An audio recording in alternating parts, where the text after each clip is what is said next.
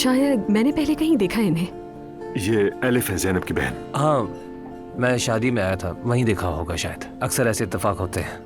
हाँ, हो सकता है शायद। अगर फ्री हो तो बैठ जाओ हमारे साथ। मेरे दोस्त तो नहीं आए अभी तक, वैसे चले बैठ जाती हूँ आप लोगों के साथ। तुम्हारे शौहर को देखा अभी मैंने, एक शौक सी औरत के साथ बातें कर रहा है। क्या? दोनों में काफी बेतकल्लुफी है। तुम्हारी तलाक की वजह यही तो नहीं कहीं? हाँ, वही औरत है। मैंने उसे अच्छा थप्पड़ मारा था, लेकिन लगता है सबक नहीं सीखा। चक्कर लगाकर वापस उसी पुरानी जगह आ गए। देख रहे हो ना? क्या करते वहाँ, सारी उम्र उनके घर में रहकर उन पर बोझ बने रहते।